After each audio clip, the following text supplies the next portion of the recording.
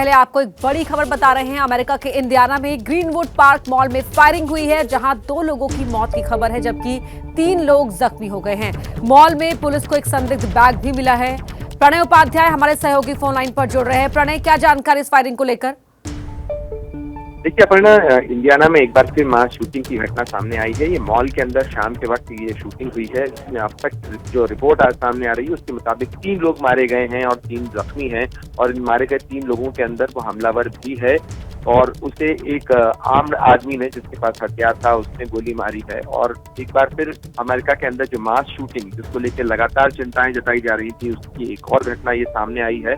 और ये इस साल की अगर बात करें तो करीब 300 से ज्यादा घटनाएं अमेरिका में अब दर्ज की जा चुकी हैं, 2022 नहीं अकेले।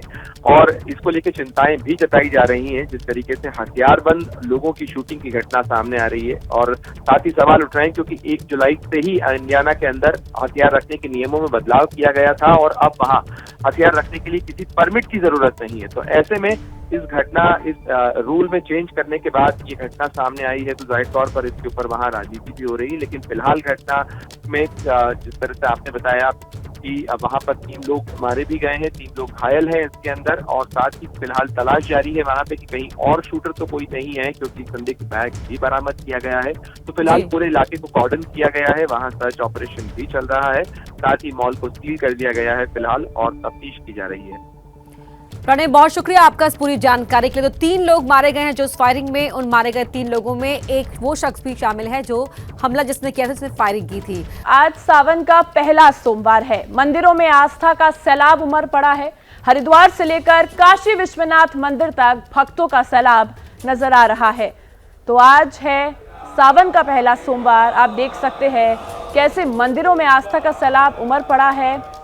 एक जगह जहां आप देख सकते हैं लोगों की भीड़ उमड़ी है, सैलाब उमड़ पड़ा है। हरिद्वार से लेकर काशी विश्वनाथ मंदिर तक भक्तों का सैलाब नजर आ रहा है। आप देख सकते हैं महाकालेश्वर की ये तस्वीर, जब बाबा का अभिषेक हो रहा है, और दूसरी तरफ हरिद्वार की तस्वीर, हर की पैड़ी की तस्वीर, जहां लोग आस्था की डुबकी लगाने आए हैं, क्योंकि आज सावन का पहला सोमवार है।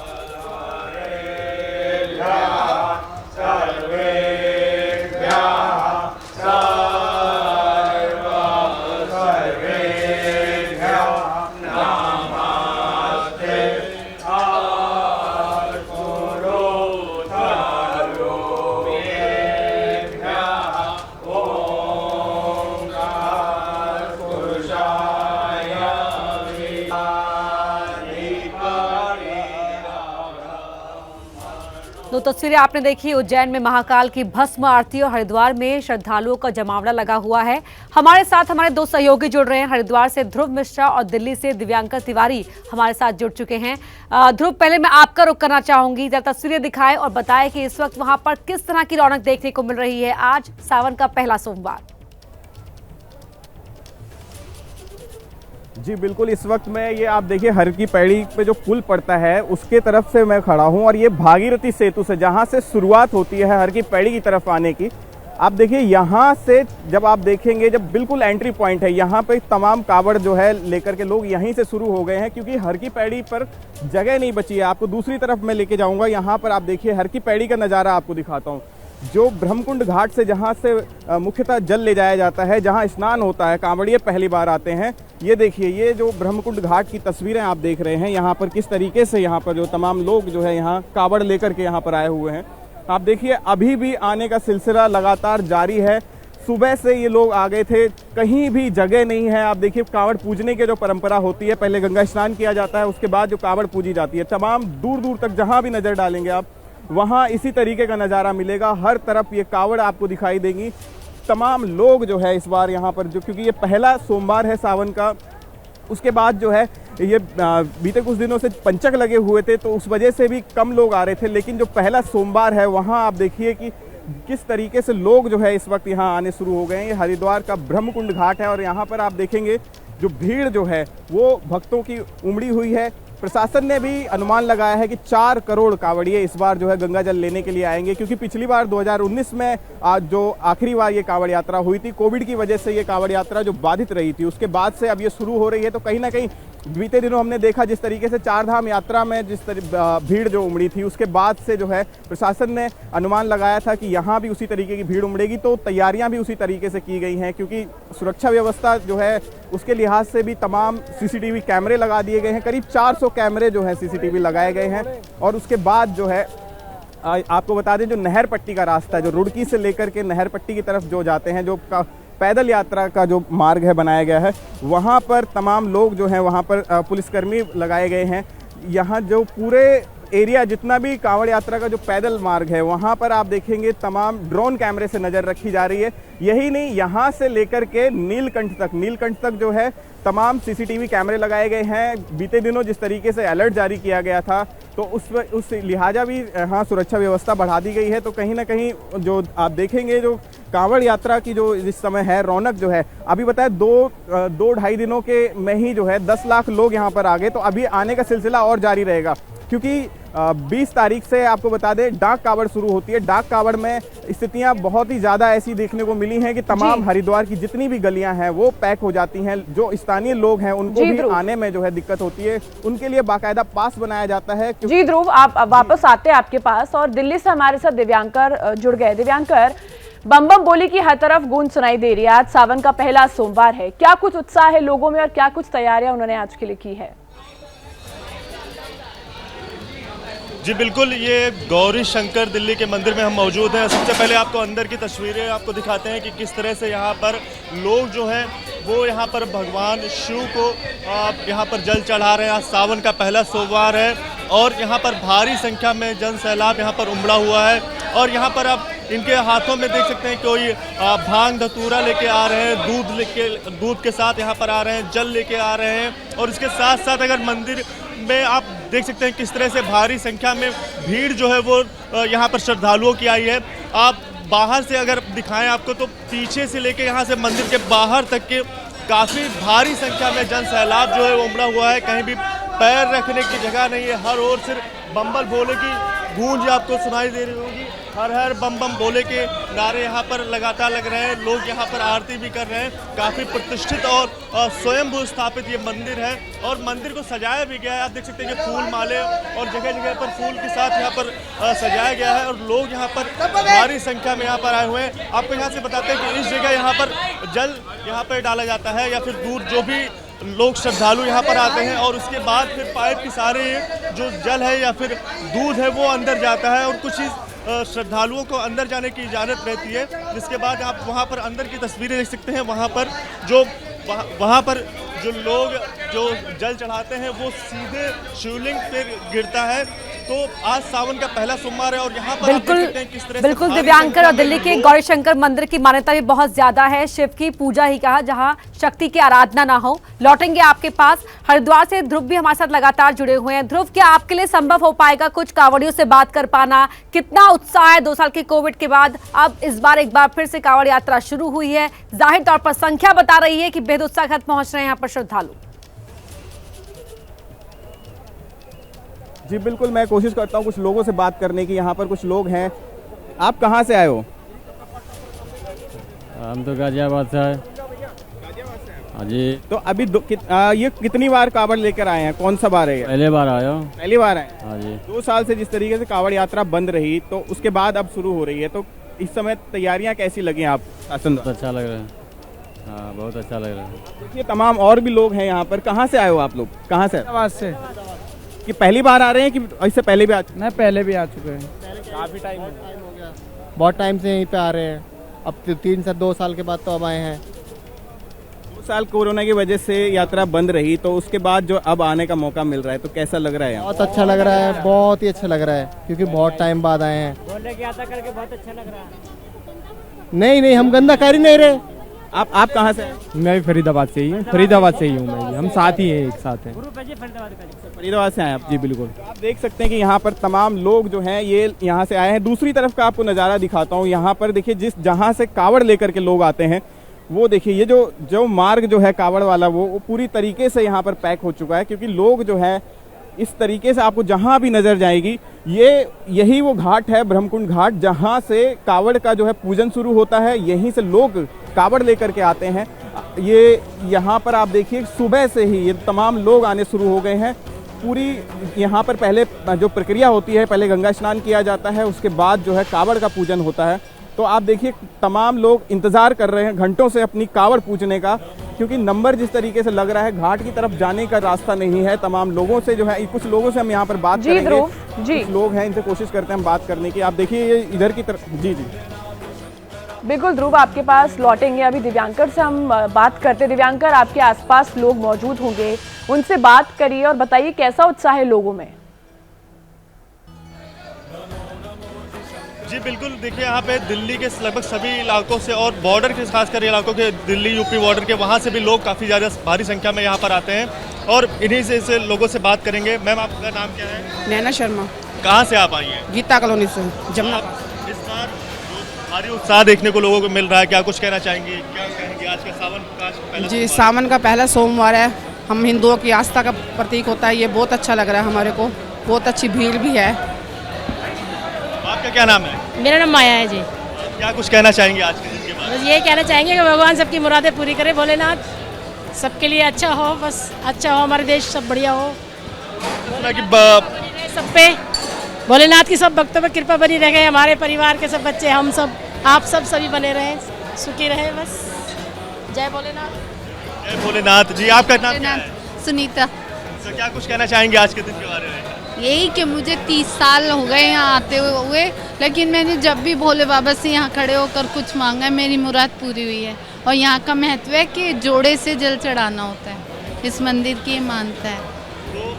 तो इस तरह से यहाँ पर लोग जो है वो काफ़ी सालों से यहाँ पर आ रहे हैं और इस मंदिर की काफ़ी पुरानी मान्यता यही है कि यहाँ पर जो कुछ भी मांगा जाता है वो मुराद वो पूरी होती है। तो इस तरह से भारी संख्या में यहाँ पर लोग जो है वो आ रहे हैं। आपको एक बार पीछे की तस्वीरें दिखाते हैं किस तरह से यहाँ पर जो लोग हैं उनके किस तरह से यहाँ पर बिल्कुल बड़ी संख्या में श्रद्धालु यहाँ पर भी जुटे हुए हैं और उनके आने का सिलसिला आज दिन भर चलता रहेगा। सावन का पहला सोमवार जो आज है और भोलेनाथ की पूजा की विशेषता ही यही होती है कि सहज भाव से की गई पूजा से ही वो प्रसन्न हो जाते हैं। चलिए अब आपको बता दें कि असम में एक बार फिर बाढ़ की वजह से लोगों की मुसीबतें बढ़ने लगी है।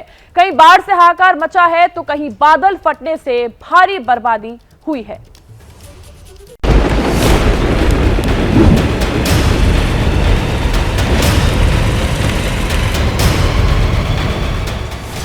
असम में एक बार फिर आसमानी आफत कहर बनकर टूटी है। हर तरफ कहीं भारी बारिश से बाढ़ के हालात हो गए तो कहीं बादल फटने से भारी तबाही हुई है। असम अभी बाढ़ की तबाही से उबरने में जुटा था, लेकिन एक बार फिर सैलाब ने लोगों की मुसीबत बढ़ा दी है। तस्वीरें असम के बिश्वनाथ जिले की है। गोहपुर का ये पूरा इलाका पानी में डूब चुका है। रविवार को ही भारी बारिश की वजह से गोपालपुर और सोनापुर पंचायत में आने वाले करीब 100 गाँव पानी में डूब गए हैं। इन तस्वीरों को देखिए, लोगों के घर पूरी तरह पानी में डूबे हुए हैं। कुछ इलाकों में 4 फीट तक पानी भरा हुआ है। इस महिला को देखिए, घर में पानी भरने के बाद अपना सामान समेटकर सुरक्षित ठिकाने की तलाश में निकल दी। पानी इतना ज्यादा है कि महिला का आधे से ज्यादा शरीर पानी में डूबा हुआ है। बाइक सवार पानी के बीच फंस गया तो पैदल ही बाइक को धक्का देकर सैलाब के बीच किसी तरह बाहर निकला। पहाड़ी इलाकों में हुई भारी बारिश से सिलंगा नदी उफान पर है। ऐसे में उफनती नदी का पानी अब रिहायशी इलाकों को डुबोने लगा है। अब इस तस्वीर को देखिए, अचानक आए सैलाब में एक पोकलैंड भी बह गया। बताया जा रहा है कि पोकलैंड का काम चल रहा था, तभी अचानक सैलाब आया और उसे बहा ले गया। अब इस तस्वीर को देखिए, सड़क पर पानी का तेज बहाव है और उसके बीच से लोग जा रहे हैं। ये तस्वीरें असम के गजपति जिले की है, जहां बादल फटने से अचानक सैलाब आ गया और सब कुछ तहस नहस कर दिया। गजपति जिले के गुम्मा ब्लॉक में बादल फटने से करीब 4 किलोमीटर के दायरे में भारी बर्बादी हुई है। यदि बारिश होने से यहाँ से गुम्मा ब्लॉक में 130 mm वर्षा हुआ है, इसीलिए जो बारिश हुआ है वैसे जो पानी आता है, जो कोई भी कैजुअलिटी नहीं है। सैलाब की वजह से गुम्मा ब्लॉक में करीब 100 गांव की फसलें तबाह हो गई। बादल फटने के बाद सैलाब जिस रास्ते से गुजरा, सब कुछ अपने साथ बहा ले गया। पहाड़ के अंदर में जो पानी आता है वो स्पीड से आता है, इसीलिए जो पत्थर एंड बाली वो रोकर रास्ते में आ गया और रास्ता कट्टा पे हो गया। जून में असम के कई जिलों में बाढ़ से भारी तबाही हुई थी। लाखों लोग बेघर हो गए थे। अभी लोग बाढ़ की विभीषिका से उबरने की कोशिश ही कर रहे थे कि ऐसे में एक बार फिर आसमानी आफत ने उनकी मुसीबत बढ़ा दी है।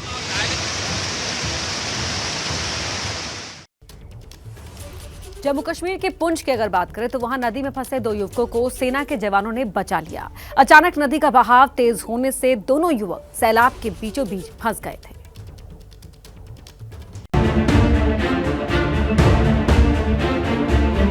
नदी के तेज बहाव के बीच रेस्क्यू ऑपरेशन की ये तस्वीरें जम्मू कश्मीर के पुंछ की हैं। भारी बारिश की वजह से पुंछ की बेतार नदी में अचानक उफान आ गया और इस दौरान 2 युवक नदी की तेज धार के बीच फंस गए। पुंछ में तैनात सेना के दुर्गा बटालियन को 2 युवकों के सैलाब में घिरे होने की खबर मिली तो जवानों ने बिना देर किए रेस्क्यू ऑपरेशन शुरू कर दिया। देखिए कैसे ट्यूब के सहारे ये जवान नदी में फंसे दोनों युवकों तक पहुंचे और बाहर निकालने की कोशिश करने लगे। पानी का बहाव काफी तेज होने की वजह से रेस्क्यू ऑपरेशन में काफी दिक्कत आ रही थी। इस बीच सेना का एक और जवान कुछ और ट्यूब और रस्सी बांधकर नदी के प्रवाह को चीरता हुआ जवानों की मदद के लिए आगे बढ़ा। पानी के तेज प्रवाह के बीच कैसे ये जवान दोनों युवकों को बाहर निकालने की कोशिश कर रहे हैं। काफी मशक्कत के बाद सेना के जवानों को आखिरकार कामयाबी मिल गई। बड़े से पत्थर पे बीचों बीच वहाँ पे 2 लोग फंसे हुए थे, उनको चिपक के बैठे हुए थे। तो फिर हमने अपनी रोप और अपने ट्यूब डाल के और लाइफ जैकेट लगा के वो रेस्क्यू किया और उनको बाहर निकाला। हालांकि काफी देर तक पानी के तेज बहाव में फंसे होने की वजह से दोनों की तबीयत बिगड़ने लगी, लिहाजा सेना की एम्बुलेंस से दोनों को अस्पताल ले जाया गया। इन दोनों युवकों के लिए सेना के जवान किसी देवदूत से कम नहीं हैं। उड़ीसा और छत्तीसगढ़ में भी इन दिनों सैलाब का सितम देखने को मिल गया है। सैलाब के आगे हर कोई बेबस और लाचार नजर आ रहा है। सैलाब के बीच प्रेग्नेंट लेडी फंस गई और फिर उन्हें बचाने के लिए शुरू हुआ रेस्क्यू ऑपरेशन।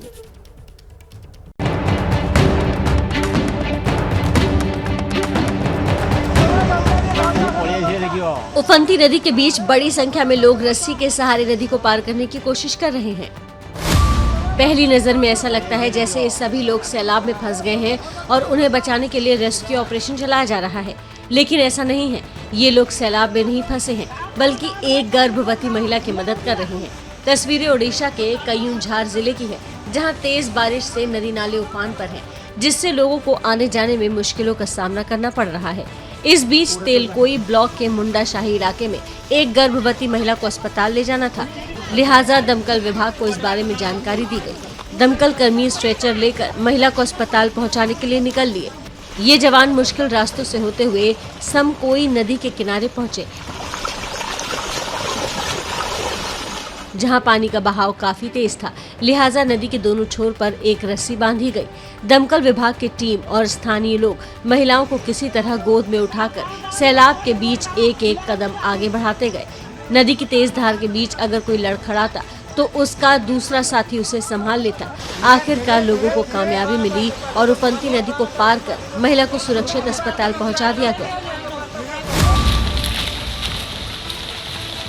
ओडिशा की तरह ही एक तस्वीर छत्तीसगढ़ के बीजापुर से भी आई है।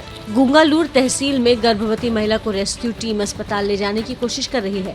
बारिश ने रास्ते बंद कर दिए हैं, ऐसे में इन लोगों के पास दूसरा कोई रास्ता नहीं मिला, लिहाजा प्रशासन की मदद से गर्भवती महिला को कुछ इस तरह अस्पताल ले जाने की कोशिश की जाने लगी। बताया जा रहा है कि महिला अस्पताल नहीं पहुंच सकी और नदी किनारे ही डिलीवरी करानी पड़ी। फिलहाल जच्चा और बच्चा दोनों सुरक्षित हैं। ओडिशा के बाद अब बात कर लेते हैं छत्तीसगढ़ की, जहां इन दिनों बाढ़ से बुरा हाल है। सुकमा जिले का कोटा ब्लॉक के कई गांव तो पानी में डूब गए हैं, तो वहीं आंध्र प्रदेश की भी अगर बात की जाए तो वहां कुछ जिलों में भी बारिश कहर बनकर टूटी है। पूरा इलाका जलमग्न है, सड़कें पानी में डूब गई हैं, हर तरफ पानी ही पानी नजर आ रहा है। जहां तक आपकी नजर जाएगी पानी ही पानी दिखाई देगा। तस्वीरें छत्तीसगढ़ के सुकमा जिले की है, जहां करीब 37 साल बाद कोटा ब्लॉक में बाढ़ का विकराल रूप देखने को मिल रहा है। गोदावरी और शबरी नदी का पानी इलाके में भर जाने से कोंटा नगर पंचायत के 7 वार्ड पानी में डूब गए हैं। इन तस्वीरों को देखिए, स्कूल की बिल्डिंग का निचला हिस्सा पानी में डूब गया है। स्कूल के कैंपस में आने जाने के लिए नाव का सहारा लेना पड़ रहा है। नदी किनारे बने इन घरों को देखिए, इसका सिर्फ ऊपरी हिस्सा नजर आ रहा है, पूरा घर पानी में समा चुका है। इसके आसपास बने सभी मकान पूरी तरह पानी में डूब चुके हैं। इस इलाके में कोई ऐसा घर नजर नहीं आ रहा है जो पानी में न समाया हो। सैलाब में घिरे लोग बिल्डिंग के ऊपरी हिस्से में शरण लिए हुए हैं। बाढ़ में फंसे लोगों को बचाने के लिए पिछले 4 दिनों से एसडीआरएफ की टीम लगातार कोशिश कर रही है। बड़ी संख्या में लोगों को सुरक्षित निकाल भी लिया गया है। बाकी जो बचे हैं उनको निकालने की कोशिश की जा रही है। रिहायशी इलाकों के साथ बाढ़ के पानी ने हाईवे को भी अपनी चपेट में ले लिया है। इन तस्वीरों को देखिए, पूरी सड़क पानी में डूबी हुई है। सड़क का अता पता नहीं चल रहा, लेकिन लोग जान जोखिम में डालकर सैलाब के बीच से गुजर रहे हैं। देखिए कैसे बाइक सवार पूरा पानी में डूबा हुआ है, लेकिन घर जाना है, लिहाजा जान जोखिम में डालकर पानी के बीच से गुजर रहा है। इन तस्वीरों को देखकर अंदाजा लगाया जा सकता है कि सुकमा में लोगों की मुश्किलें कितनी ज्यादा हैं। ऐसे में प्रशासन लगातार लोगों को सुरक्षित निकालने की कोशिश कर रहा है।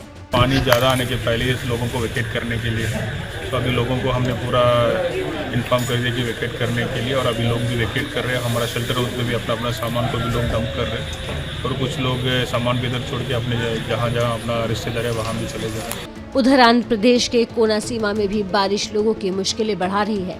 बारिश का पानी रिहायशी इलाकों में घुसने लगा है, लिहाजा उससे निपटने के लिए लोग मिट्टी से भरी बोरी से पानी को घरों में जाने से रोकने की कोशिश कर रहे हैं।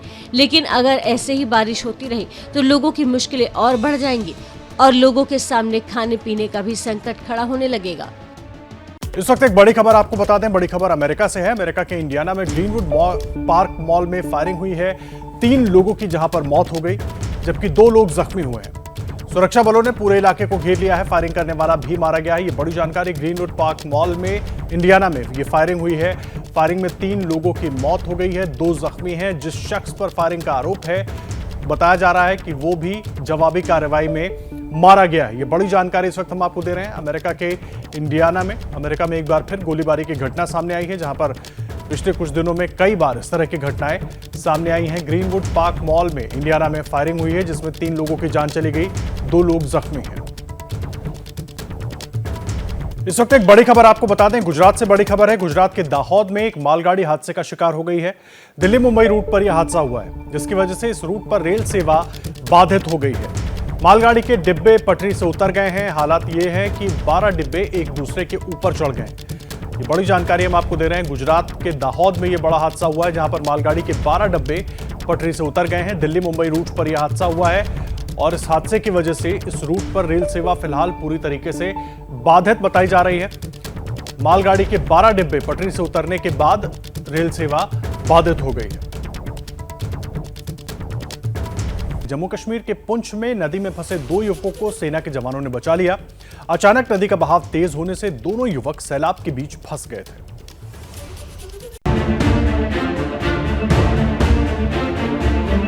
नदी के तेज बहाव के बीच रेस्क्यू ऑपरेशन की तस्वीरें जम्मू कश्मीर के पुंछ की हैं। भारी बारिश की वजह से पुंछ की बेतार नदी में अचानक उफान आ गया, और इस दौरान 2 युवक नदी की तेज धार के बीच फंस गए। पुंछ में तैनात सेना के दुर्गा बटालियन को 2 युवकों के सैलाब में घिरे होने की खबर मिली तो जवानों ने बिना देर किए रेस्क्यू ऑपरेशन शुरू कर दिया। देखिए कैसे ट्यूब के सहारे ये जवान नदी में फंसे दोनों युवकों तक पहुंचे और बाहर निकालने की कोशिश करने लगे। पानी का बहाव काफी तेज होने की वजह से रेस्क्यू ऑपरेशन में काफी दिक्कत आ रही थी। इस बीच सेना का एक और जवान कुछ और ट्यूब और रस्सी बांधकर नदी के प्रवाह को चीरता हुआ जवानों की मदद के लिए आगे बढ़ा। पानी के तेज प्रवाह के बीच कैसे ये जवान दोनों युवकों को बाहर निकालने की कोशिश कर रहे हैं। काफी मशक्कत के बाद सेना के जवानों को आखिरकार कामयाबी मिल गई। बड़े से पत्थर पे बीचों बीच वहाँ पे 2 लोग फंसे हुए थे, उनको चिपक के बैठे हुए थे। तो फिर हमने अपनी रोप और अपने ट्यूब डाल के और लाइफ जैकेट लगा के वो रेस्क्यू किया और उनको बाहर निकाला। हालांकि काफी देर तक पानी के तेज बहाव में फंसे होने की वजह से दोनों की तबीयत बिगड़ने लगी, लिहाजा सेना की एम्बुलेंस से दोनों को अस्पताल ले जाया गया। इन दोनों युवकों के लिए सेना के जवान किसी देवदूत से कम नहीं हैं। अब बात ओडिशा और छत्तीसगढ़ की, जहां इन दिनों सैलाब का सितम देखने को मिल गया है। सैलाब के आगे हर कोई बेबस और लाचार नजर आ रहा है। सैलाब के बीच प्रेग्नेंट लेडी फंस गई और फिर उन्हें बचाने के लिए शुरू हुआ रेस्क्यू ऑपरेशन।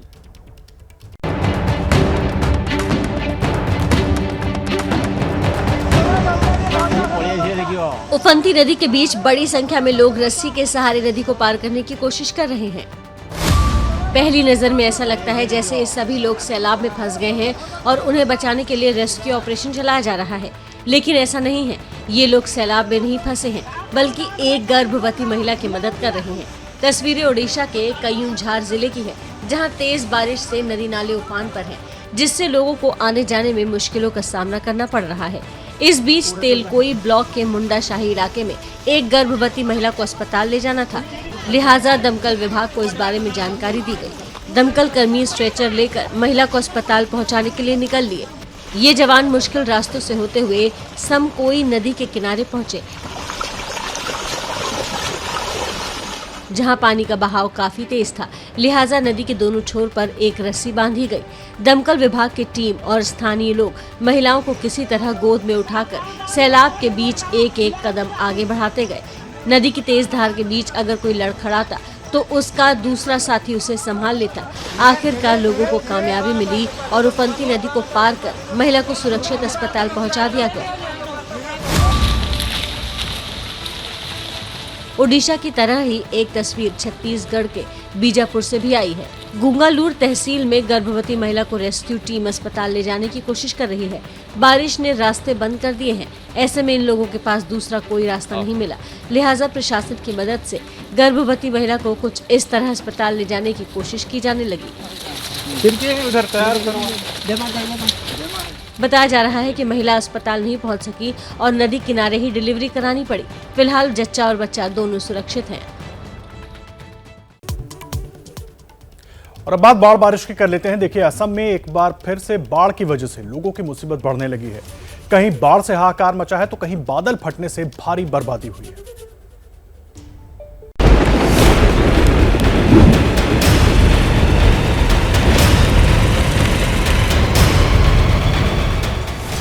असम में एक बार फिर आसमानी आफत कहर बनकर टूटी है। हर तरफ कहीं भारी बारिश से बाढ़ के हालात हो गए तो कहीं बादल फटने से भारी तबाही हुई है। असम अभी बाढ़ की तबाही से उबरने में जुटा था, लेकिन एक बार फिर सैलाब ने लोगों की मुसीबत बढ़ा दी है। तस्वीरें असम के विश्वनाथ जिले की है। गोहपुर का ये पूरा इलाका पानी में डूब चुका है। रविवार को ही भारी बारिश की वजह से गोपालपुर और सोनापुर पंचायत में आने वाले करीब 100 गाँव पानी में डूब गए हैं। इन तस्वीरों को देखिए, लोगों के घर पूरी तरह पानी में डूबे हुए हैं। कुछ इलाकों में 4 फीट तक पानी भरा हुआ है। इस महिला को देखिए, घर में पानी भरने के बाद अपना सामान समेटकर सुरक्षित ठिकाने की तलाश में निकल दी। पानी इतना ज्यादा है कि महिला का आधे से ज्यादा शरीर पानी में डूबा हुआ है।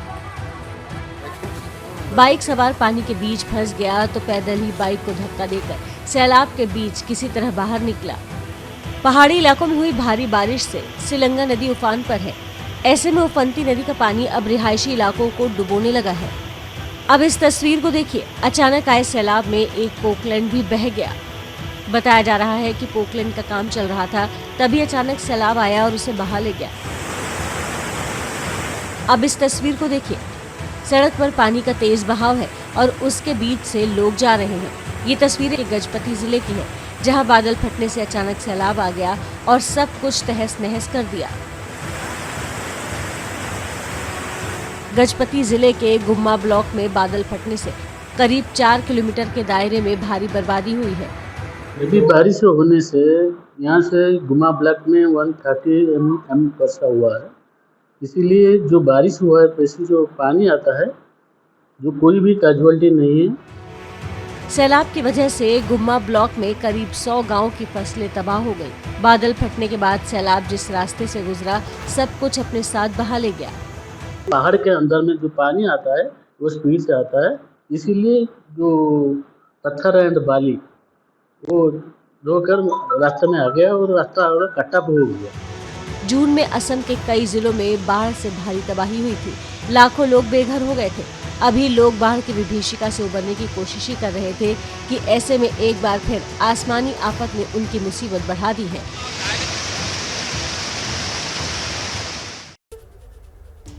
बात छत्तीसगढ़ की कर लेते, जहां इन दिनों बाढ़ से बुरा हाल है। सुकमा जिले का कोंटा ब्लॉक के कई गांव पानी में डूब गए हैं, तो वहीं आंध्र प्रदेश के कुछ जिलों में भी भारी बारिश कहर बनकर टूटी है। पूरा इलाका जलमग्न है। सड़कें पानी में डूब गई हैं। हर तरफ पानी ही पानी नजर आ रहा है। जहां तक आपकी नजर जाएगी पानी ही पानी दिखाई देगा। तस्वीरें छत्तीसगढ़ के सुकमा जिले की हैं, जहां करीब 37 साल बाद कोटा ब्लॉक में बाढ़ का विकराल रूप देखने को मिल रहा है। गोदावरी और शबरी नदी का पानी इलाके में भर जाने से कोंटा नगर पंचायत के 7 वार्ड पानी में डूब गए हैं। इन तस्वीरों को देखिए। स्कूल की बिल्डिंग का निचला हिस्सा पानी में डूब गया है। स्कूल के कैंपस में आने जाने के लिए नाव का सहारा लेना पड़ रहा है। नदी किनारे बने इन घरों को देखिए। इसका सिर्फ ऊपरी हिस्सा नजर आ रहा है। पूरा घर पानी में समा चुका है। इसके आसपास बने सभी मकान पूरी तरह पानी में डूब चुके हैं। इस इलाके में कोई ऐसा घर नजर नहीं आ रहा है जो पानी में न समाया हो। सैलाब में घिरे लोग बिल्डिंग के ऊपरी हिस्से में शरण लिए हुए हैं। बाढ़ में फंसे लोगों को बचाने के लिए पिछले 4 दिनों से एसडीआरएफ की टीम लगातार कोशिश कर रही है। बड़ी संख्या में लोगों को सुरक्षित निकाल भी लिया गया है। बाकी जो बचे हैं उनको निकालने की कोशिश की जा रही है। रिहायशी इलाकों के साथ बाढ़ के पानी ने हाईवे को भी अपनी चपेट में ले लिया है। इन तस्वीरों को देखिए। पूरी सड़क पानी में डूबी हुई है। सड़क का अता पता नहीं चल रहा, लेकिन लोग जान जोखिम में डालकर सैलाब के बीच से गुजर रहे हैं। देखिए कैसे बाइक सवार पूरा पानी में डूबा हुआ है, लेकिन घर जाना है, लिहाजा जान जोखिम में डालकर पानी के बीच से गुजर रहा है। इन तस्वीरों को देखकर अंदाजा लगाया जा सकता है कि सुकमा में लोगों की मुश्किलें कितनी ज्यादा हैं। ऐसे में प्रशासन लगातार लोगों को सुरक्षित निकालने की कोशिश कर रहा है। पानी ज़्यादा आने के पहले इस लोगों को वेकेट करने के लिए, तो अभी लोगों को हमने पूरा इन्फॉर्म कर दिया कि वेकेट करने के लिए, और अभी लोग भी वेकेट कर रहे हैं। हमारा शेल्टर हाउस में भी अपना सामान को भी लोग डंप कर रहे हैं, और कुछ लोग सामान भी इधर छोड़ के अपने जहाँ अपना रिश्तेदार है वहाँ भी चले जा रहे हैं। उधर आंध्र प्रदेश के कोनासीमा में भी बारिश लोगों की मुश्किलें बढ़ा रही है।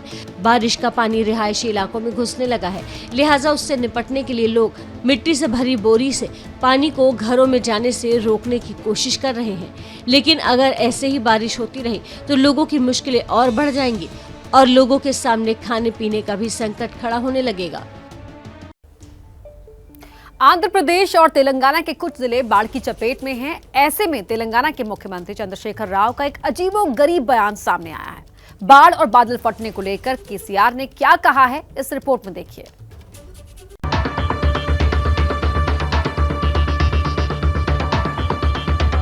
तेलंगाना के मुख्यमंत्री चंद्रशेखर राव बाढ़ से निपटने के बजाय अजीबोगरीब बयान दे रहे हैं। केसीआर देश के अलग अलग हिस्सों में बादल फटने की घटना को विदेशी साजिश से जोड़कर देखने लगे हैं। आप खुद सुनिए, केसीआर ने बादल फटने की घटना को विदेशी साजिश को लेकर क्या बयान दिया। ఇతర దేశాల వాళ్ళు కావాల్సుకొని మన దేశంలో అక్కడక్కడ క్లౌడ్ బర్స్ట్ చేస్తూ ఉన్నారు. గతంలో ఒకసారి కాశ్మీర్ దగ్గర లద్దాఖ్లో లేహ్లో చేశారు, ఆ తర్వాత ఉత్తరాఖండ్లో చేశారు. ఈ మధ్య గోదావరి పరివాహక ప్రాంతం మీద కూడా చేస్తున్నారని మనకు ఒక గ్లూమీగా వచ్చినటువంటి సమాచారం. ఏమైనప్పటికీ వాతావరణంలో సంభవించేటువంటి మార్పుల వల్ల ఇట్లాంటి ఉత్పాతాలు వస్తుంటాయి కాబట్టి ఈ సందర్భాలలో మనం ప్రజలను కాపాడుకోవాల్సిన అవసరం ఉంటుంది. मुख्यमंत्री चंद्रशेखर राव अपने बयान को लेकर विरोधियों के निशाने पर आ गए हैं। बीजेपी ने केसीआर के बयान को बेतुका करार दिया है। पंजाब की मुक्तसर में तेज बारिश से सीमावर्ती इलाके में बाढ़ के हालात होने लगे हैं, जिससे लोगों की मुश्किलें बढ़ गई है।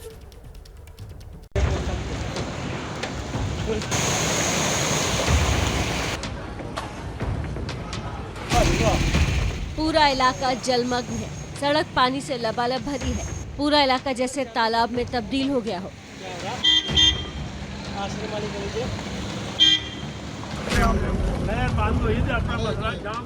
तस्वीरें पंजाब के मुक्तसर की हैं। पाकिस्तान से लगी सीमा वाले इलाकों में भारी बारिश कहर बनकर टूट रही है। लोगों के खेत खलिहान पानी में डूब गए हैं।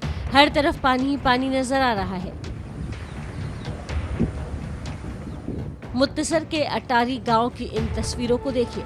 पूरे इलाके में बाढ़ के हालात होने से लोगों की मुश्किलें बढ़ गई हैं। लोगों का आरोप है कि प्रशासन ने समय रहते नालों की सफाई नहीं की, जिसकी वजह से हालात हुए हैं। बारिश का पानी जब लोगों के घरों में घुसने लगा तो लोगों का गुस्सा फूट पड़ा और लोगों ने हाईवे जाम की धमकी के साथ ही अधिकारियों के घरों का घेराव करने की चेतावनी भी दी है। बारिश का पानी पहले ही लोगों की फसल डुबो चुका है और अब लोगों के घरों को डुबोने लगा है। और इस बीच एक बड़ी खबर आ रही है यूक्रेन से, जहां रूस से युद्ध के बीच यूक्रेन के राष्ट्रपति जेलेंस्की ने 2 बड़े अधिकारियों को पद से बर्खास्त कर दिया है। यूक्रेन की सुरक्षा एजेंसी के प्रमुख इवान बाकानोव और प्रोसिक्यूटर जनरल इरिना वेनेडिक्टोवा को जेलेंस्की ने बर्खास्त कर दिया है। आरोप है कि इन दोनों ही अधिकारियों ने रूस की मदद की और इन आरोपों के चलते जेलेंस्की ने 2 बड़े अधिकारियों को बर्खास्त कर दिया है। यूक्रेन की सुरक्षा एजेंसी का जिम्मा संभाल रहे इन 2 बड़े अधिकारियों को बर्खास्त किया गया है।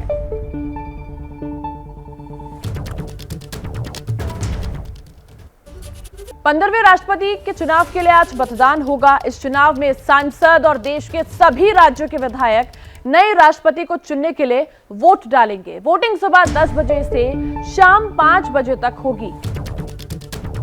तो 15वें राष्ट्रपति चुनाव के लिए आज मतदान होगा।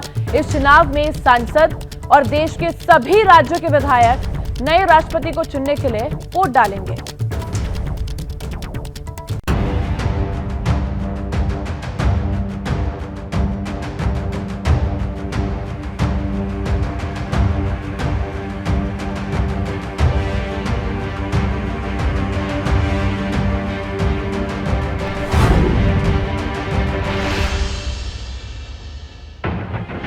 आज तय हो जाएगा देश का अगला राष्ट्रपति कौन होगा। एनडीए की उम्मीदवार द्रौपदी मुर्मू मारेंगी बाजी या विपक्ष के यशवंत का रहेगा पलड़ा भारी। राष्ट्रपति पद के इन दोनों उम्मीदवारों के भाग्य का फैसला आज होगा, क्योंकि आज 15वें राष्ट्रपति चुनाव के लिए वोटिंग है, जिसमें चुने गए सांसद और देश भर के विधायक हिस्सा लेते हैं। लेकिन नतीजा आने से पहले अगर मौजूदा समीकरणों की बात करें तो विपक्ष के उम्मीदवार यशवंत सिन्हा जीत से दूर नजर आ रहे हैं, जबकि आंकड़े एनडीए उम्मीदवार द्रौपदी मुर्मू के पक्ष में हैं। इस चुनाव में लोकसभा के 543 सांसद वोट डालेंगे, जबकि राज्यसभा के 233 सांसद मतदान करेंगे। वहीं देश भर के 4033 विधायक भी अपना मत देंगे। यानी सांसद और विधायकों को मिला दे तो कुल 4809 सदस्य राष्ट्रपति उम्मीदवार के लिए वोट डालेंगे। राष्ट्रपति चुनाव में मनोनीत सदस्यों को वोटिंग में हिस्सा लेने का हक नहीं होता है। वहीं ये चुनाव कई मायनों में बेहद दिलचस्प है, क्योंकि दोनों उम्मीदवारों ने अपनी जीत पक्की करने के लिए पूरी ताकत झोंक दी। सांसदों और देश भर के विधायकों से मिलने का कोई मौका नहीं छोड़ा। राष्ट्रपति चुनाव के लिए आज संसद भवन के कमरा नंबर 63 में सुबह 10 बजे से वोटिंग शुरू होगी, जबकि राज्यों के विधानसभाओं में विधायक वोट डाल पाएंगे। वोटों की गिनती 21 जुलाई को होगी और देश के अगले राष्ट्रपति 25 जुलाई को शपथ लेंगे। इस चुनाव में एनडीए की उम्मीदवार द्रौपदी मुर्मू का पलड़ा विपक्ष के उम्मीदवार यशवंत सिन्हा की तुलना में भारी नजर आ रहा है, क्योंकि विपक्ष की कुछ पार्टियों ने भी द्रौपदी मुर्मू को समर्थन देने का ऐलान किया है। बीजेपी ने जैसे ही द्रौपदी मुर्मू को अपना उम्मीदवार बनाया, कुछ विपक्षी पार्टियां भी उनके साथ हो गई। खासकर झारखंड मुक्ति मोर्चा, बीएसपी, उद्धव गुट और राजभर की पार्टी, ये सभी जो विपक्ष के साथ खड़े नजर आते हैं, मुर्मू के समर्थन में आ गए, जिसके बाद मुर्मू की ताकत उम्मीद से ज्यादा बढ़ गई। अंक गणित में वो आगे निकलती दिखी। आखिर ये कैसे हुआ, आंकड़ों से समझिए। राष्ट्रपति चुनाव में सांसद और विधायकों को मिलाकर कुल 10,81,991 वोट है। राष्ट्रपति चुनाव में जीत के लिए बहुमत का आंकड़ा 5,40,996। अब देखिए, द्रौपदी मुर्मू के पक्ष में कौन कौन है। बीजेपी ने उन्हें उम्मीदवार बनाया जिसके पास करीब 4.5 लाख वोट है। वहीं वाईएसआर कांग्रेस के करीब 45,000 वोट भी उन्हें मिलना तय माना जा रहा है, जबकि बीजेडी के करीब 31,000 वोट है।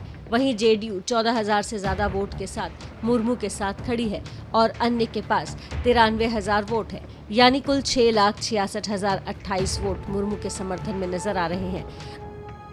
अन्य में शिवसेना, जिसमें उद्धव गुट और शिंदे गुट, JDS, BSP, Jharkhand Mukti Morcha, JMM, Akali Dal और एसबीएसपी शामिल हैं। वहीं विपक्ष के उम्मीदवार यशवंत सिन्हा को समर्थन करने वाली कांग्रेस सबसे बड़ी पार्टी है, करीब 1,37,000 वोटों के साथ है। तृणमूल के पास 58,000 से ज्यादा वोट है। डीएमके के पास करीब 45,000, एसपी के पास 27,000 से ज्यादा वोट, टीआरएस के पास 24,000 से ज्यादा वोट, आप के पास करीब 21,000 वोट और अन्यों के 88,212 वोट, यानी कुल हुए 4,13,728 वोट। अन्यों में NCP, RJD, CPI, CPIM, AIMIM शामिल है। अब इन आंकड़ों की तुलना करें तो मुर्मू के पक्ष में 6,66,028 वोट पड़ने की संभावना है, तो यशवंत सिन्हा के पक्ष में 4,13,728 वोट, जबकि बहुमत के लिए चाहिए 5,40,996। यानी आंकड़े कह रहे हैं कि द्रौपदी मुर्मू शीर्ष संवैधानिक पद पर पहुंचने वाली पहली आदिवासी महिला बन सकती हैं। वहीं राष्ट्रपति चुनाव के लिए राजनीति भी जोरों पर है। पश्चिम बंगाल में बीजेपी ने सभी 69 विधायकों को होटल में शिफ्ट कर दिया है ताकि क्रॉस वोटिंग का खतरा कम हो जाए। पश्चिम बंगाल में कहीं फिर से खेला ना हो जाए, इसलिए बीजेपी सतर्क हो गई है। राष्ट्रपति चुनाव से ठीक एक दिन पहले बीजेपी ने अपने 69 विधायकों को होटल वेस्टर्न में शिफ्ट कर दिया। बताया गया कि क्रॉस वोटिंग के डर से बीजेपी ने कदम उठाया ताकि सभी लोग राष्ट्रपति पद की उम्मीदवार द्रौपदी मुर्मू के पक्ष में ही वोट डालें। राष्ट्रपति चुनाव को लेकर पश्चिम बंगाल में सियासत यही खत्म नहीं हुई। टीएमसी के एक विधायक नरेंद्र नाथ चक्रवर्ती ने आरोप लगाया कि उन्हें मुर्मू के पक्ष में वोट डालने के लिए धमकी दी जा रही है और इस बात का खुलासा उन्होंने मीडिया के सामने भी किया। वहीं इसकी शिकायत पुलिस में भी की गई, जिसके बाद हरकत में आई पुलिस ने धमकी देने के आरोप में संजय सिंह नाम के पत्रकार को गिरफ्तार कर लिया है। आरोप है कि टीएमसी ने एक और विधायक को क्रॉस वोटिंग करने के लिए फोन किया था। तो आज से शुरू हो रहे संसद के मॉनसून सत्र में हंगामा के आसार दिख रहे हैं, क्योंकि सत्र शुरू होने से एक दिन पहले हुई सभी दलों की बैठक में विपक्ष ने इसके संकेत दे दिए हैं। 12 अगस्त तक चलने वाले सत्र में 18 बैठकें होगी।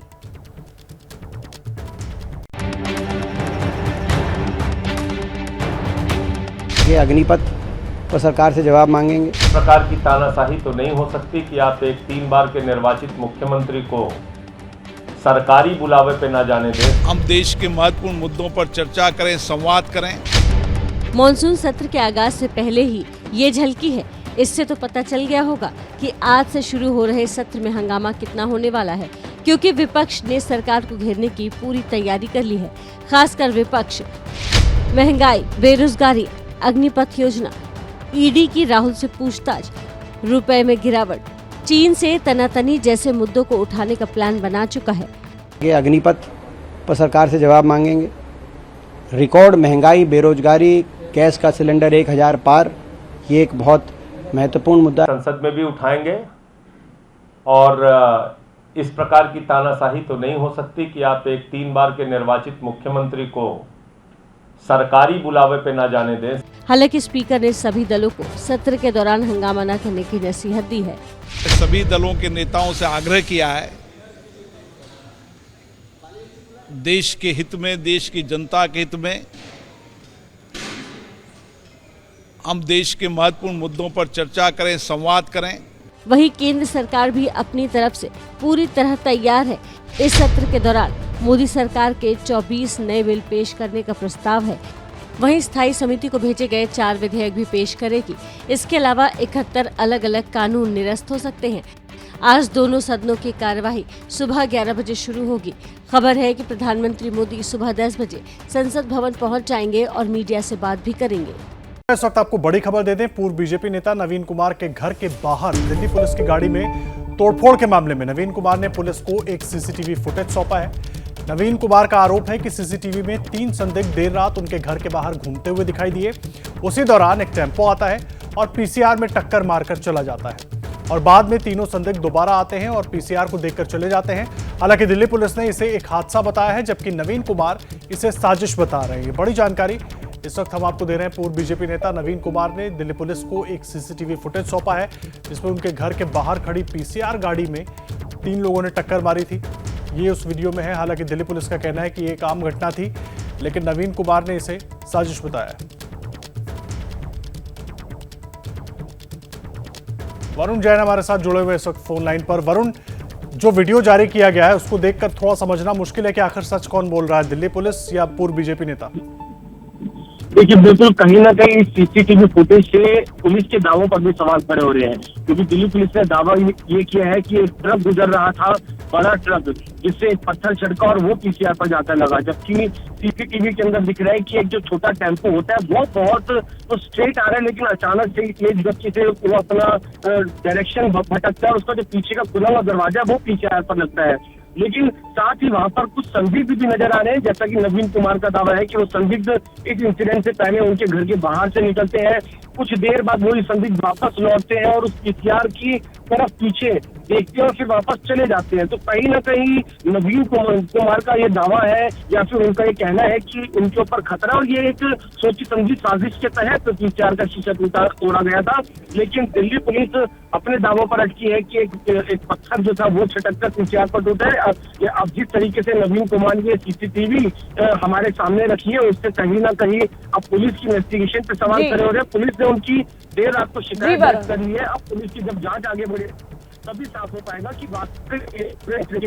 सच्चाई क्या है। जी वरुण, बहुत बहुत शुक्रिया तमाम जानकारी के लिए। आपसे पल पल की अपडेट हम लेते रहेंगे। और अब बात बाढ़ और बारिश की। बारिश ने इन दिनों देश में कोहराम मचा रखा है और इसमें लोग डूब रहे हैं, घर डूब रहे हैं, मंदिर डूब रहे हैं, खेत और खलियान डूब रहे हैं। ऊपर से अगर प्राकृतिक आफत बरस रही है तो नीचे सुस्त प्रशासन जनता को नाउम्मीद कर रही है। अब लोग गुहार लगा रहे हैं। पंजाब के किसानों के कई एकड़ खेत तबाह हो गए, तो कहीं जलभराव को लेकर एक मजबूर इंसान ने प्रशासन से शिकायत के लिए अपनी जान ही जोखिम में डाल दी।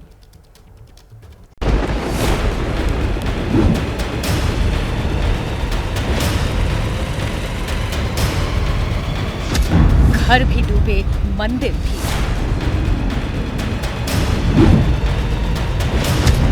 बाढ़ में फंसा इंसान भी बेबस है, बेजुबान भी। डूब रहा है किसान भी, खेत और खलिहान भी। जनता करे पुकार, कहां है सरकार?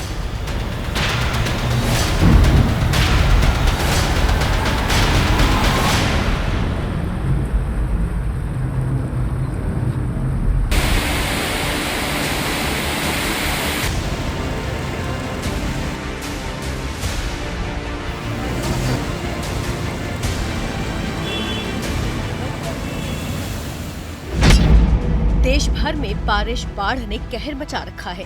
शहर के शहर हफ्तों से जलमग्न है, लेकिन प्रकृति तो अपने नियम से चल रही है। इस मौसम में लगातार बारिश हो रही है।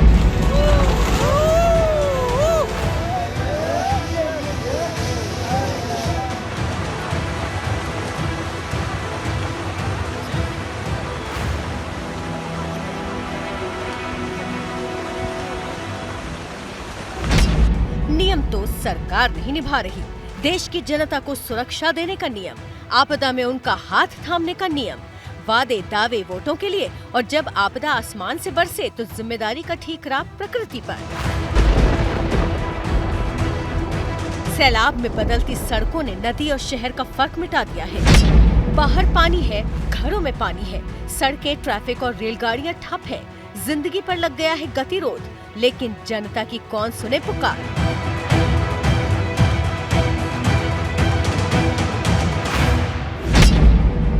ये लोग हैं पंजाब के रहने वाले, देश का वो जिंदा दिल प्रदेश जहाँ के लोग भंगड़े, लस्सी और गर्म जोशी के लिए जाने जाते हैं। लेकिन आज ये लाचार हैं। जहाँ नजर दौड़ाएंगे वहाँ दूर दूर तक पानी दिखेगा। पंजाब के कई इलाकों में पिछले 2 दिन से बारिश हो रही है। ये है मुक्तसर के अटारी गांव की तस्वीरें। सारा गांव पानी में डूब चुका है। सैकड़ों एकड़ फसलें तबाह हो चुकी हैं। गांव वालों का कहना है कि 30 जून तक ड्रेन्स का सफाई प्रोग्राम मुकम्मल किया जाना था, जो पूरी तरह से फेल हुआ और इसकी सूचना बार बार प्रशासन को देने के बावजूद प्रशासन और विभागीय अधिकारियों ने सुस्ती दिखाई, जिसकी वजह से आज बारिश की मार किसान का पेट झेल रहा है। हमारा अन्नदाता प्रशासन की नाकामी का खामियाजा उठा रहा है। ਅਸੀਂ ਅੱਜ ਸਵੇਰੇ 7 ਵਜੇ ਦੇ ਬੈਠੇ ਆ ਟਾਰੀ ਪੁਲ ਤੇ। ਸਾਡਾ ਜਿਹੜਾ ਪਿੰਡ ਹੈ ਸਾਰਾ ਡੁੱਬ ਗਿਆ। ਹੁਣ 12 ਵਜਣ ਵਾਲੇ ਨੇ। ਹੁਣ ਤੱਕ ਕੋਈ ਪ੍ਰਸ਼ਾਸਨ ਨਹੀਂ ਆਇਆ ਕਿ ਜਦੋਂ ਕਿ ਸਾਡੇ ਘਰਾਂ 'ਚ ਪਾਣੀ, ਫਸਲਾਂ ਤਾਂ ਸਾਡੀਆਂ ਮਾਰੀ ਗਈਆਂ, ਪਰ ਸਾਡੇ ਘਰਾਂ 'ਚ ਪਾਣੀ ਵੜਨਾ ਸ਼ੁਰੂ ਹੋ ਗਿਆ। ਹੁਣ ਤੱਕ ਨਾ ਕੋਈ ਸਰਕਾਰ ਦਾ ਨੁਮਾਇੰਦਾ, ਨਾ ਕੋਈ ਪ੍ਰਸ਼ਾਸਨ। ਹੁਣ ਤੱਕ ਸਰਕਾਰ ਦੇ ਕੰਨ ਤੇ ਜੂੰ ਵੀ ਨਹੀਂ ਸਰਕੀ। ਹੁਣ ਤੱਕ ਇੱਥੇ ਕੋਈ ਨਹੀਂ ਪਹੁੰਚਿਆ। ਜਦੋਂ ਕਿ ਪਿੰਡ ਸਾਰਾ ਡੁੱਬ ਚੱਲਿਆ, ਪਾਣੀ ਪਿੰਡ 'ਚ ਵੜਨਾ ਸ਼ੁਰੂ ਹੋ ਗਿਆ। 7 ਵਜੇ ਦੇ ਅਸੀਂ ਸਾਰੇ ਪ੍ਰਸ਼ਾਸਨਿਕ ਅਧਿਕਾਰੀਆਂ ਨੂੰ ਫੋਨ ਵੀ ਲਾ ਰਹੇ ਹਾਂ, ਕੋਈ ਫੋਨ ਨਹੀਂ ਚੱਕ ਰਿਹਾਗਾ। ਕੋਈ ਸਾਡੇ ਕੋਲੇ ਸਿਆਸੀ ਬੰਦਾ ਨਹੀਂ ਆਇਆਗਾ, ਕੋਈ ਸਾਡੇ ਕੋਲੇ ਪ੍ਰਸ਼ਾਸਨ ਨਹੀਂ ਆਇਆਗਾ। ਆਹ ਸਾਹਮਣੇ ਦੇਖੋ, ਆ पूरे अटारी पिंड है सारा डूब चुका है। बेबस गांव वाले अब जलालाबाद रोड हाईवे को जाम करने के साथ साथ डिप्टी कमिश्नर के घर के घेराव की भी धमकी दे रहे हैं।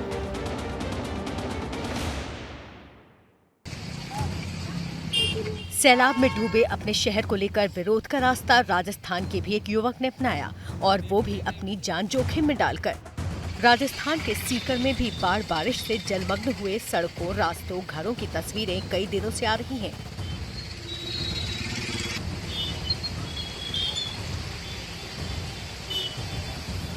शनिवार शाम की बारिश से तो यहाँ 3 से 4 फीट पानी भर गया।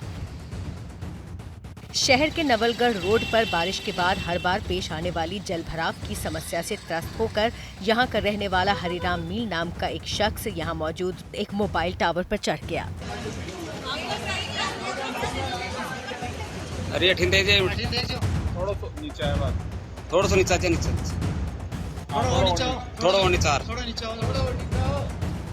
सूचना मिलते ही तुरंत मौके पर पहुंची प्रशासनिक टीम, लेकिन काफी देर तक मिन्नतों के बाद भी ये व्यक्ति नीचे नहीं उतरा।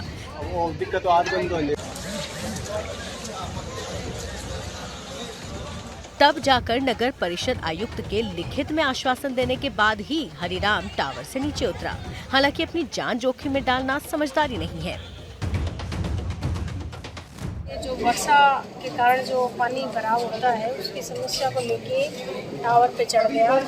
उससे समझाइश की गई, वार्ता की गई, और नवलगढ़ रोड की जो समस्या है उसको हर हाल में निदान करने का प्रयास पहले से प्रशासन के द्वारा, नगर परिषद द्वारा तेज गति से किया जा रहा है। उस काम को और तेज गति से करेंगे और जल्द ही अगले 15-20 दिनों में इसका कोई न कोई हल निकलेगा और काम शुरू होगा। बाढ़ और बारिश के कहर से देश के 17 राज्यों में हाहाकार मचा हुआ है।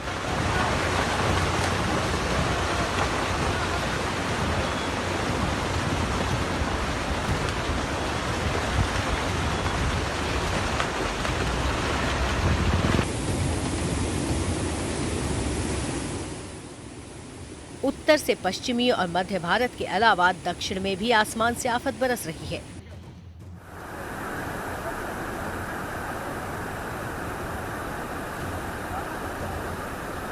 मैदान तो मैदान, कर्नाटक के उत्तर कन्नड़ जिले के इन पहाड़ी इलाकों पर भी बारिश लोगों के लिए मुसीबत बनकर गिर रही है, और लैंडस्लाइड के साथ साथ जगह जगह पानी भरने से लोगों के लिए घर में रहना, बाहर निकलना दोनों ही जोखिम से भरे हैं। यहाँ की शरावती नदी और नहरें खतरनाक स्तर से ऊपर बह रही हैं, जिस वजह से कई गांवों में बाढ़ आ गई है, घरों में पानी घुस आया है। कई जगह सड़क से संपर्क टूट गया है और जिला प्रशासन ने अब तक 300 से ज्यादा लोगों को सुरक्षित सेंटर्स में पहुंचाया है।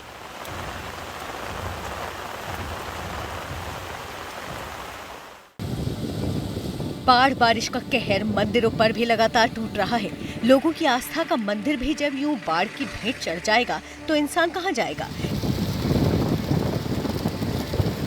क्योंकि मुसीबत में जनता का आसरा उसका भगवान तो सरकार है, और सरकार और प्रशासन की नाकामी का सिला तो खुद भगवान का मंदिर भी झेल रहा है।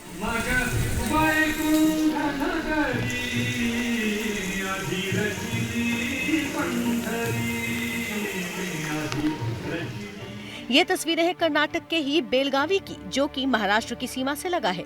आपको हर तरफ पानी दिखेगा और इसमें दबी इमारतों की छतें। इन्हीं में मौजूद है मारुति मंदिर और शिव मंदिर। यह है खानपुरा इलाके में मौजूद मंदिर। यहाँ मालप्रभा नदी उफान पर है और नदी का पानी रिहायशी इलाकों में घुस गया है।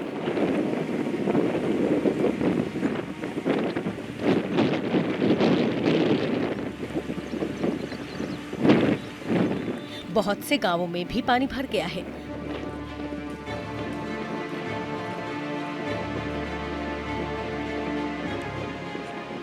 मालप्रभा के ही किनारे है ये दोनों मंदिर भी।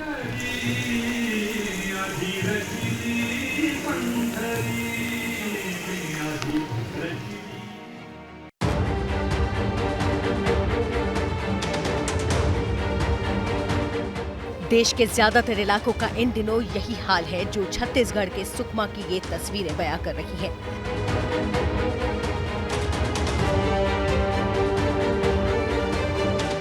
आसमान से दिखता है कि सब कुछ डूबा है।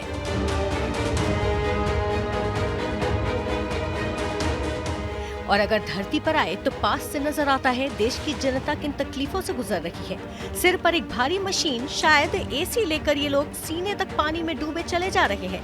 कैमरा पीछे जाता है तो शहर के बीच नाव भी नजर आ जाती है।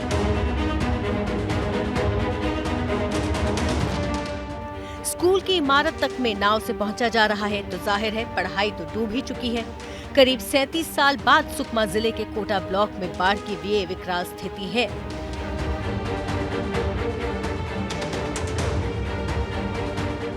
उफनती गोदावरी और शबरी नदी का पानी इलाके में भर जाने से कोटा नगर पंचायत के 7 वार्ड्स में पानी भर गया है। वहीं आसपास के कई गांव भी इस बाढ़ से प्रभावित हुए हैं। यहां के लोगों को सुरक्षित बाहर निकालने के लिए एसडीआरएफ की टीम पिछले 3 दिनों से कड़ी मशक्कत कर रही है। प्रशासन ने फिलहाल अब तक बाढ़ से प्रभावित 400 से ज्यादा लोगों को सुरक्षित बाहर निकाला है और सभी को राहत शिविरों में रखा गया है। कलेक्टर ने बताया कि बाढ़ की वजह से बिजली व्यवस्था पूरी तरह से ठप पड़ी है और कई ऐसे छोटे घर हैं जो पूरी तरह से जलमग्न हो गए हैं। स्कूलों के साथ साथ सरकारी कार्यालयों में भी लबालब पानी भर चुका है। गोदावरी में तो वाटर लेवल बढ़ते जा रहा है, तो जब वहाँ का 53.8 है और जो बढ़ेगा तो इधर बैक वाटर से तो हमारा कोंटा का एरिया थोड़ा प्रभावित होता है। तो उसमें हमारा वो 17 विलेजेस और 2-3 वार्ड है, जो वार्ड 6, 14 और 15 है, इसमें प्रभावित होता है और आइलैंड बन जाते हैं उसमें कुछ एरियाज में। तो अभी हमारा तैयारी ये है कि जब पानी ज़्यादा आने के पहले इस लोगों को वेकेट करने के लिए, तो अभी लोगों को हमने पूरा इन्फॉर्म कर दिया कि वेकेट करने के लिए, और अभी लोग भी वेकेट कर रहे हैं। हमारा शेल्टर हाउस में भी अपना अपना सामान को भी लोग डंप कर रहे हैं।